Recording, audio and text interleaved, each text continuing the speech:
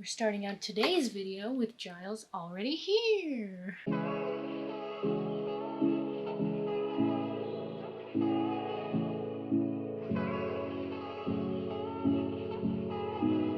Hello seedlings, welcome back to my channel. It's Madison here, or Dandelion. Today we are doing another nothing chatty cleaning organizing video. And I actually also have some news. But before we get into chatting, don't forget to like this video and subscribe to my channel so you don't miss any of my future videos, and so I know that you like these. But my news is, and I actually feel a little bit emotional thinking about actually saying it out loud because I haven't said it out loud to that many people, but this is actually going to be our last chatty cleaning organization video in this house, at this altar, with this altar setup, in this room. I am actually moving. Yeah. So I'm leaving Los Angeles. I'm returning more to nature, leaving the city. And there's more to my move. I'm going to be making a video about moving and why I'm moving and all that information. So that's coming within the next few weeks. But right now I'm just going to tell you guys that I am moving, and this is going to be our last chatty video with this setup at this altar. So yeah, the next time we do a chatty video, we're going to be somewhere else. Oh, and partially why Dandelion Spiritual Study Hall has gone on pause is because I'm moving, and there's a lot of moving parts to that. So it's been kind of overwhelming, and so I haven't really been able to feel settled enough to stream.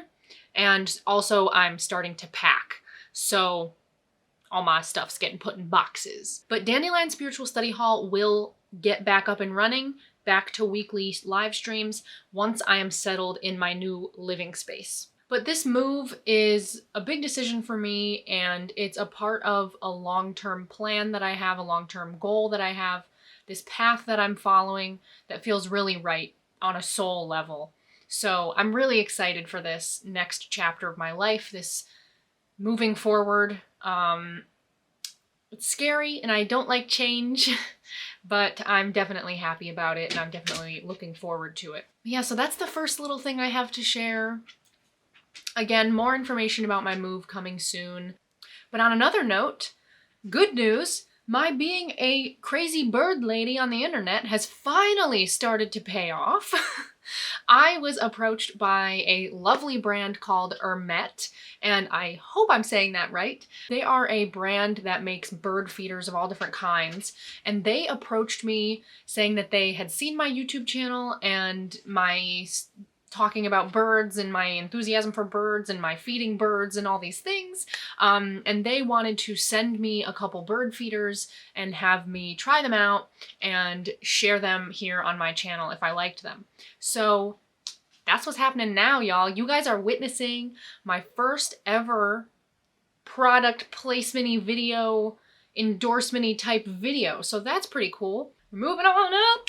Yeah, and I'm really not, I'm not a products type person. I'm not a commercial endorsement advertising type person. So if I'm sharing something with you, you guys know I like it and it's not something I do lightly. So know that this is product placement, but I mean every word I say. From one bird lady to, I assume, another. So the two bird feeders that I got from Ermete were the metal window bird feeder and the clear window bird feeder. So let's talk about first the clear window bird feeder.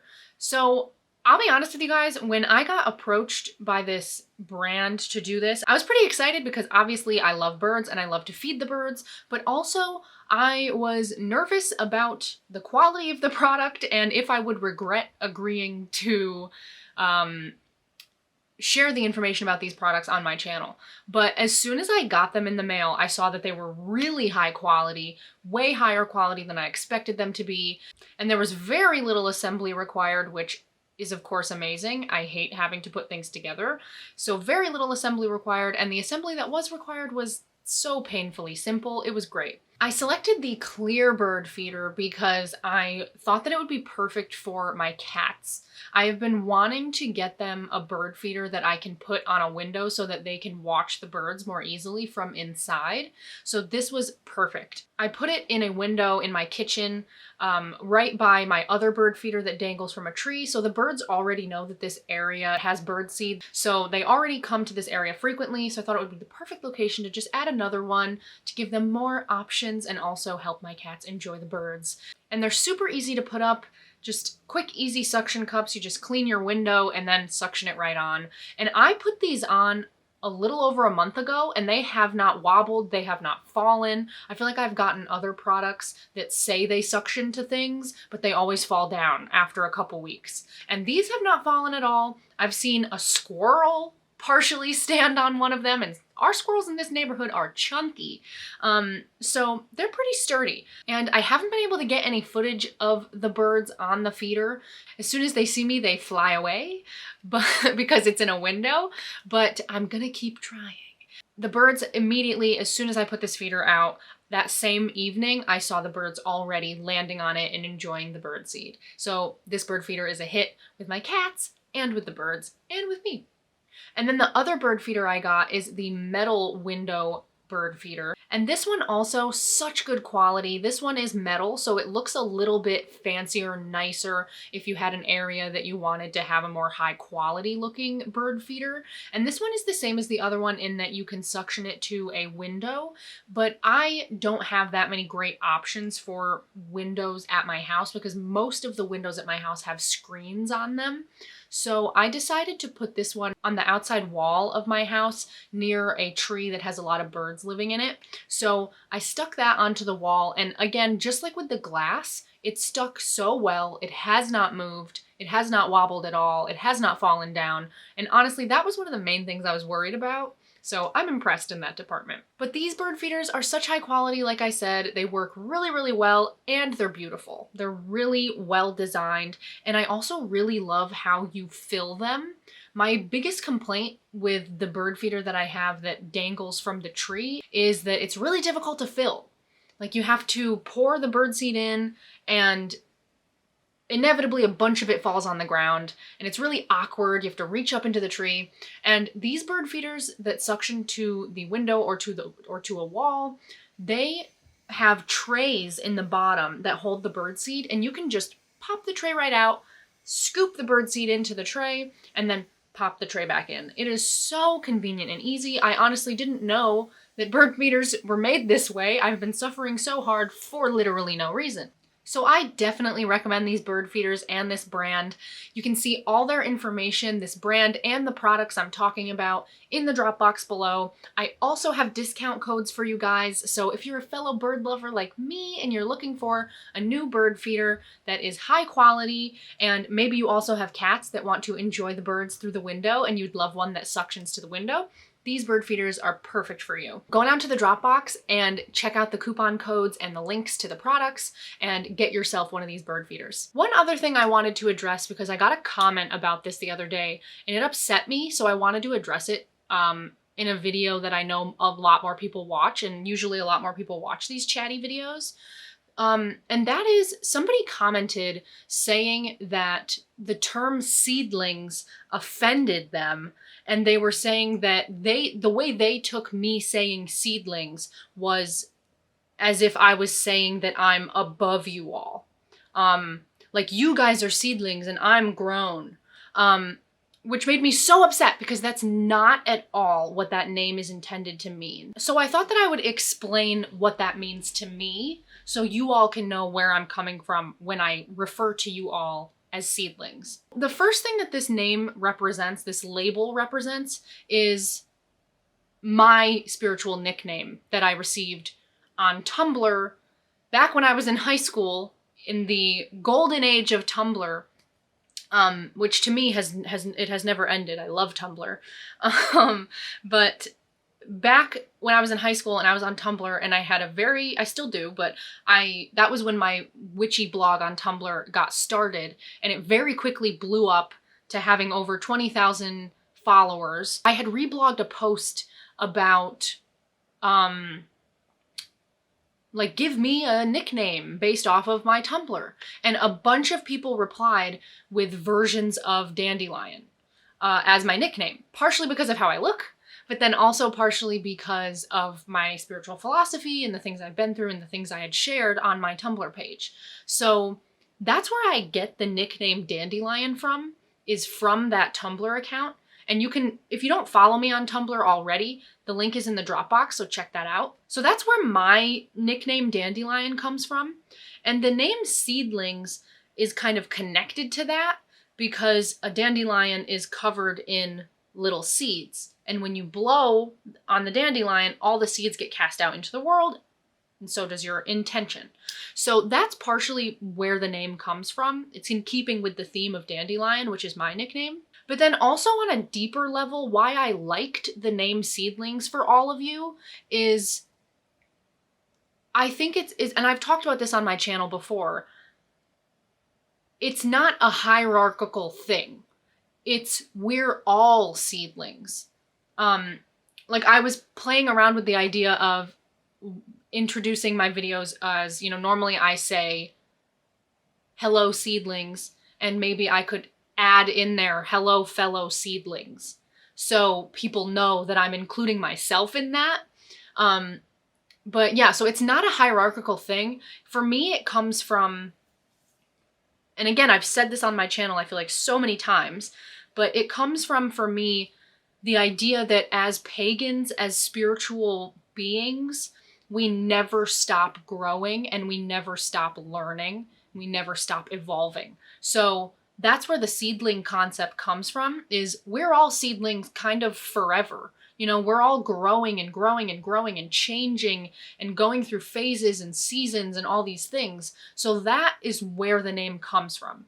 It is not at all meant to be like, oh, you're my seedlings and I'm growing you into big, beautiful plants. That is not at all what I intend when I say seedlings.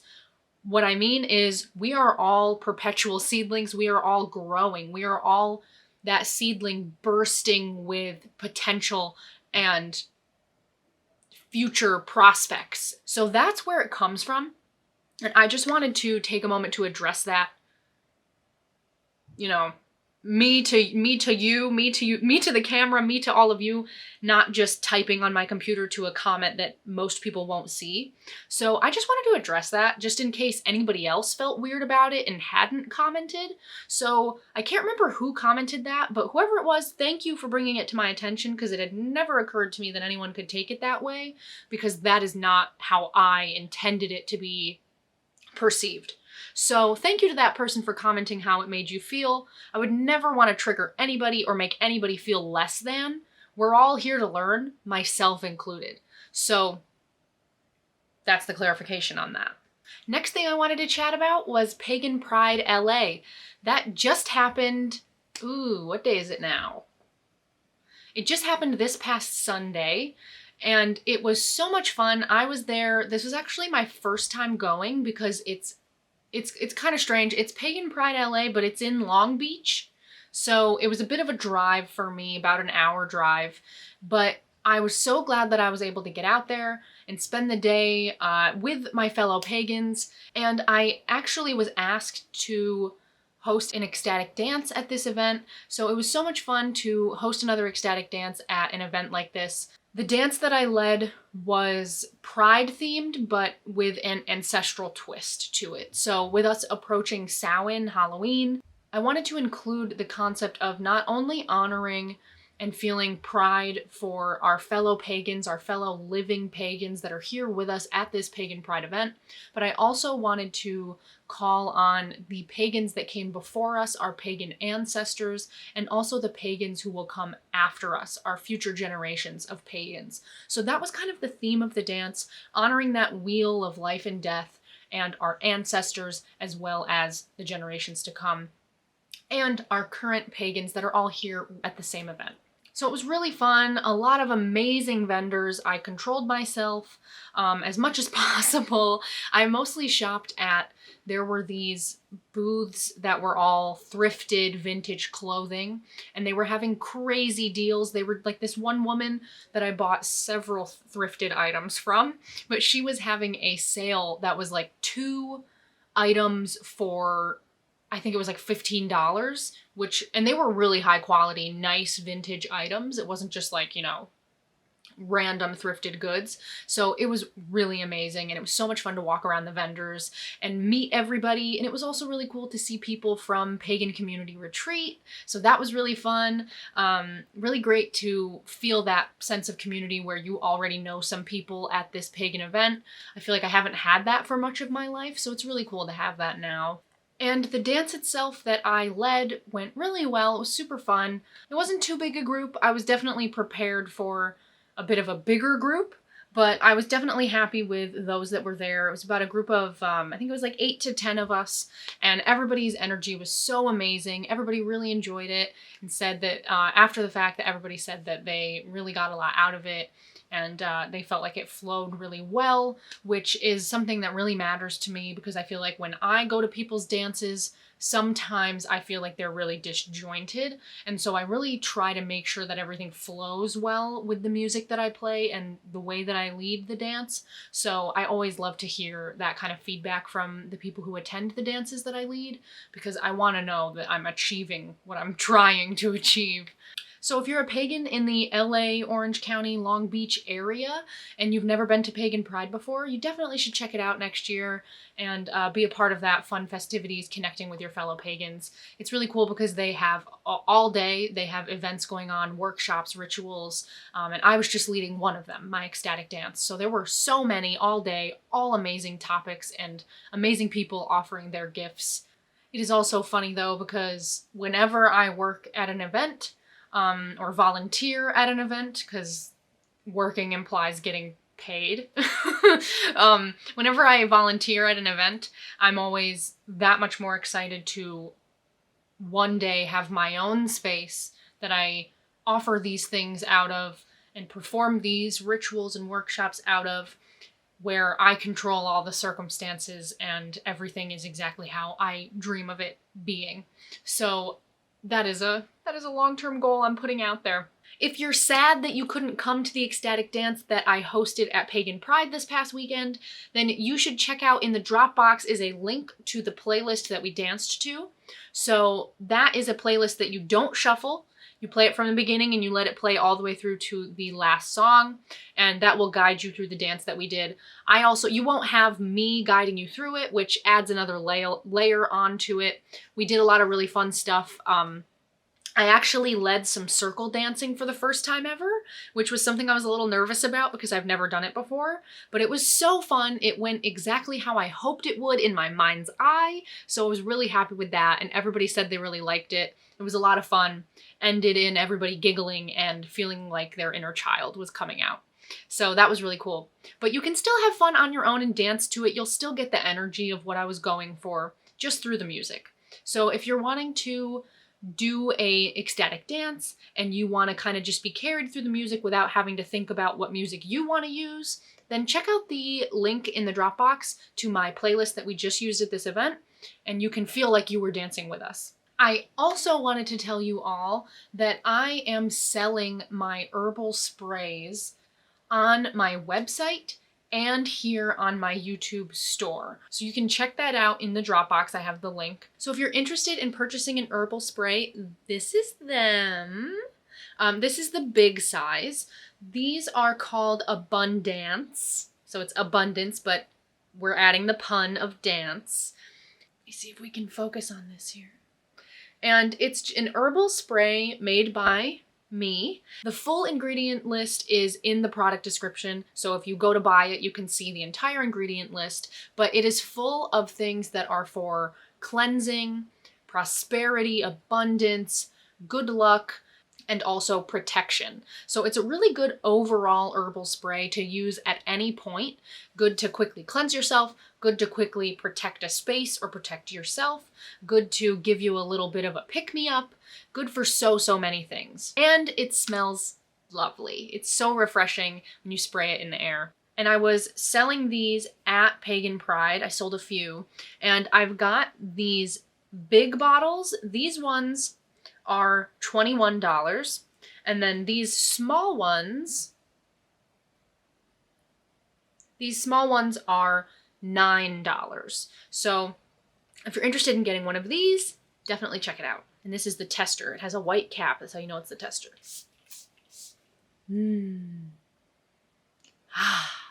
I also infuse them with Reiki every single day.